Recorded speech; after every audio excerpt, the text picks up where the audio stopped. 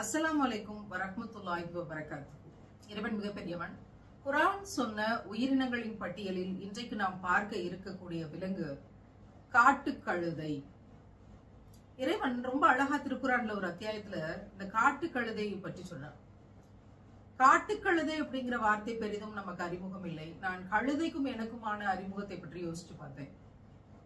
கழுதை கேட்டா குட்டிச்சோறு, 7 கழுதை வயசாகுது.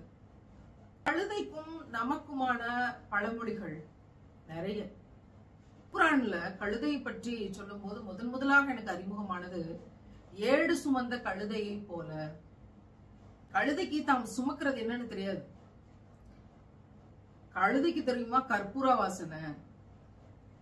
இந்த மாதிரியான நிறைய பழமொழிகள் சொல்லக்கூடியது என்னன்னா, கழுதை என்ன சுமந்துட்டு போகுதுன்னு தெரியாது. அது ரொம்ப தூரம் சுமந்துட்டு போகும், ரொம்ப அதிகமான எடையை சுமந்துட்டு போகும்.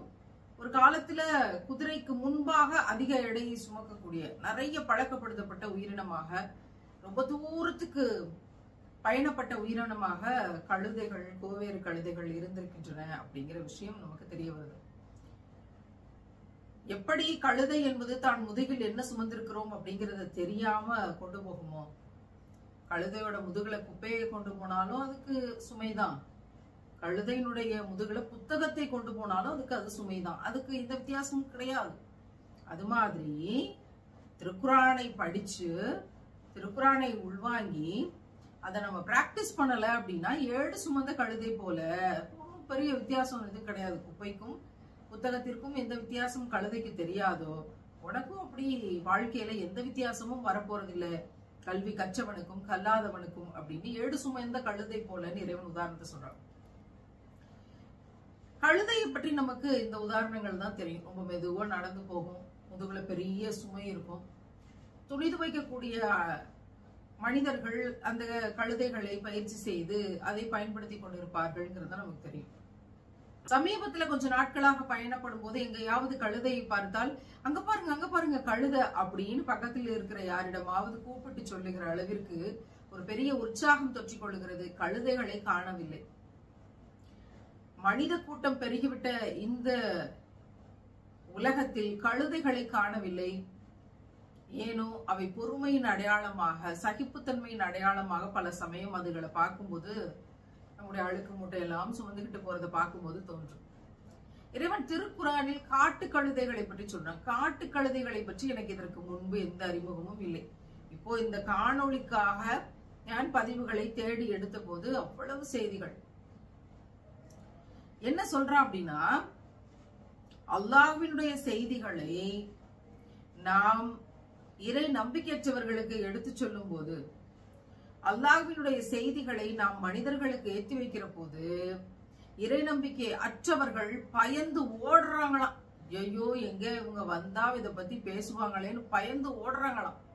காதுல விழுந்துடக்கூடாதேன்னு தப்பிச்சு ஓடுறாங்களாம்.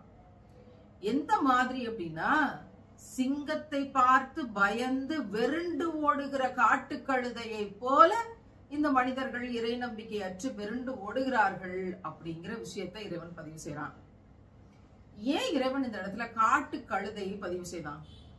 வேற ஏதாவது ஒரு விலங்கத்தை, வேறு ஏதாவது ஒரு விலங்கினத்தினுடைய பெயரை சொல்லியிருக்கலாம், அல்லது கழுதை என்று சொல்லியிருக்கலாம். ஏன் காட்டு கழுதைன்னு சொல்றான்? கழுதைன்னு சொல்லாம காட்டு கழுதைன்னு சொன்ன இந்த விஷயத்தை எடுத்து பார்க்கும்போது 2 விஷயம் நமக்கு புலப்படுது. ஒன்று, மனிதன் வளர்க்கக்கூடிய கழுதைகள் வீட்டுல இருக்குது. அவைகள் சிங்கத்தை பார்ப்பதற்கு வழி கிடையாது. ஏன்னா சிங்கம் ஊருக்குள்ள வீட்டுக்குள்ள வரப்போறது கிடையாது. இப்போ மனிதர்களுக்குள்ள நடமாடி கொண்டு இருக்கின்ற வீட்டு கழுதைகள் சிங்கத்தை பார்க்க வழியும் இல்லை, அதனால பயந்து போகிறதுக்கு இடமும் இல்லை. அப்ப சிங்கம் இருக்கக்கூடிய காட்டுக்குள் இருக்கக்கூடிய காட்டு கழுதைகளுக்கு சிங்கத்தை பார்ப்பதற்கு வழி இருக்கிறது. சிங்கங்கள் காட்டு கழுதைகளை வேட்டையாடுவதற்கு வருகிறது. அப்ப இந்த காட்டு கழுதைகள் சிங்கத்தை பார்த்து பயந்து வெருண்டு ஓடுதான். பயந்து வெருண்டு அப்படின்னா எந்த பக்கம் போறதுன்னு தெரியாம மதி மயங்கி, புத்தி மயங்கி, என்ன செய்யறதுன்ற ஒரு நிலைப்பாடு இல்லாம ஓடுறதுக்கு பேர் தான் வெருண்டு ஓடுதல். சங்க இலக்கியத்துல உட்பட இவை இருக்குது. அப்ப வெருண்டு ஓடுதல் அப்படிங்கிற விஷயத்துக்கு இவ்வளவு விளக்கம் இருக்கு அப்படின்னா, கழுதைகளை எங்கேயாவது நம்ம ஓடி பார்த்திருக்கிறோமா? நீங்க யாராவது கழுதைகள், இங்க வீட்டு கழுதைகள், மனிதன் வளர்க்கக்கூடிய கழுதைகள் வேக வேகமா ஓடி பார்த்திருக்கிறீங்களா? நம்ம பார்த்த வரைக்கும் கழுதைகள் பெருசா முதுகுல சுமையை சுமந்து கொண்டு பொறுமையா நடந்து போகும், அப்படிதான் பார்த்திருக்கோம். ஆனால் கழுதைகள் ஓடுமா அப்படிங்கறதே எனக்கு ஒரு பெரிய கேள்வியா இருந்துச்சு. அப்ப காட்டு கழுதைகள் ஓடும். மணிக்கு 70 கிலோமீட்டர் வரைக்கும் வேகமாக காட்டு கழுதைகள் ஓடும். யோசிச்சு பாருங்க. இன்னைக்கு பல இடங்கள்ல காரோட லிமிடேஷன், காரோட ஸ்பீட் லிமிடேஷன் 80 கிலோமீட்டர் அப்படின்னு பதிவாயிருக்குது. அப்ப 70 கிலோமீட்டர் வேகத்துல காட்டு கழுதை ஓடும்னா அது எவ்வளவு வேகமா ஓடும்னு யோசிச்சு பாருங்க. அவ்வளவு வேகமாக ஓடக்கூடியது. அப்ப இறை நம்பிக்கையற்றவர்கள் ஓடுறாங்கன்றதுக்கு யார் உதாரணம் சொல்ல முடியும்? காட்டுக்கழுதை உதாரணமாக சொல்ல முடியும். ஏன் ஒரு மானை சொல்லாமல், காட்டுல மான்கள் வாழுது, ஏன் மானை சொல்லாமல் அல்லது வேறு ஒரு விலங்குகளை சொல்லாமல் வேகமாக ஓடக்கூடியது கங்காரு குட்டி வேகமாக ஓடும், கங்காரு வேகமாக ஓடும். வேறு விலங்குகளை சொல்லாமல் காட்டுக்கழுதையை ஏன் சொன்னா அப்படின்னு பார்க்கும்போது, மற்ற விலங்குகள் எல்லாம் தலைமைக்கு கட்டுப்படக்கூடிய ஒரு சூழல்ல இருக்கும், கூட்டமாக பயணிக்கக்கூடிய ஒரு சூழல்ல இருக்கும், குடும்பமாக பயணிக்கக்கூடிய ஒரு சூழல்ல இருக்கும். ஆனால் காட்டு கழுதைகள் கூட்டமாகவும் வாழாது, கூட்டமாக செயல்படாது, தலைமைக்கு கட்டுப்படாது, தன்னிச்சைப்படிதான் செயல்படும், மனைச்சையின் பின்னாடிதான் ஓடும். அதை தாண்டி இந்த காட்டு கழுதைகள் என்பவை தலைமை இல்லாத காரணத்தினால அவற்றினால் ஒரு முடிவெடுக்கக்கூடிய நிலைமைக்கு வர முடியாது. தலைமைக்கு கட்டுப்படுங்கள்னு ஏன் சொல்றாங்க தெரியுமா? ஒருத்தர் சொன்னா அதுக்கு கட்டுப்பட்டோம்னா பல பிரச்சனை கிடையாது. 10 பேர் 10 முடிவு எடுத்தால் 10 கருத்துக்கு பதிலா 50 கருத்து வச்சிருப்பாங்க.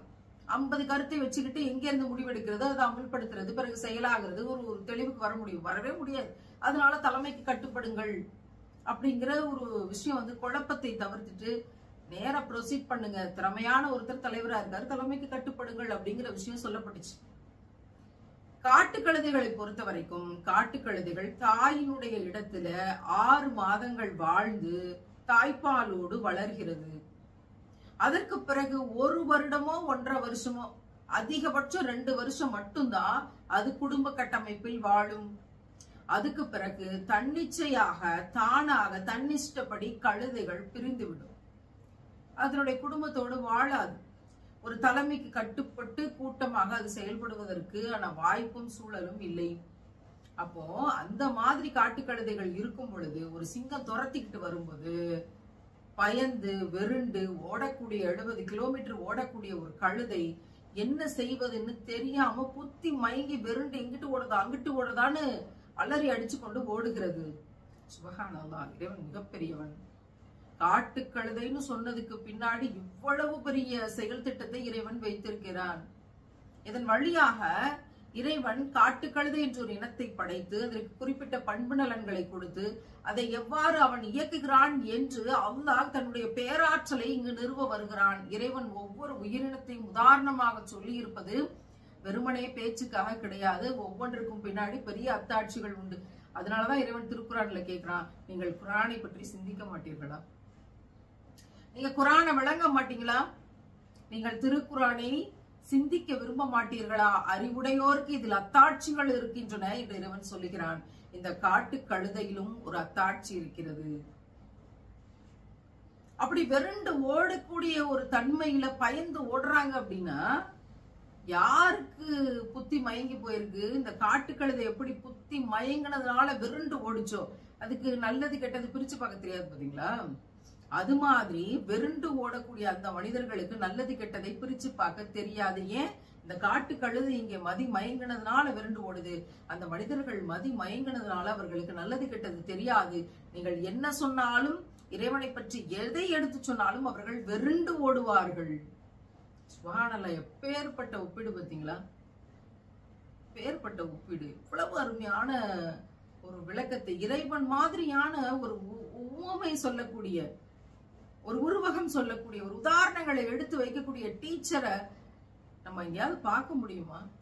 என்றைக்கு அல்லாஹ்வை பார்க்கிறோமோ அன்னைக்கு நம்மளால சொல்ல முடியுங்களா, அல்லாஹ்வே ஆசிரியன், சிறந்த ஆசிரியன் அப்படின்னா இந்த ஒவ்வொரு உதாரணங்களும் நமக்கு மிகப்பெரிய படிப்பினை. இவ்வளவற்றையும் நமக்கு எளிமையா புரிஞ்சு நம்ம விளங்கி நம்ம ஃபாலோ பண்ணணுங்கிறதுக்காக இறைவன் தந்திருக்கிறான் அப்படின்னா நிச்சயமாக நாம் குர்ஆனை பொருள் உணர்ந்து படிப்போம், அதை விளங்குவோம், அதை வாழ்க்கையில் செயல்படுத்துவோம், மேலான சுவனத்தில் இடம் பிடிப்போம். இன்ஷா அல்லாஹ் குர்ஆன் சொன்ன இன்னொரு உயிரினத்தோடு நாளை சந்திக்கிறேன். அஸ்ஸலாமு அலைக்கும் வரஹ்மத்துல்லாஹி வபரகாத்துஹு.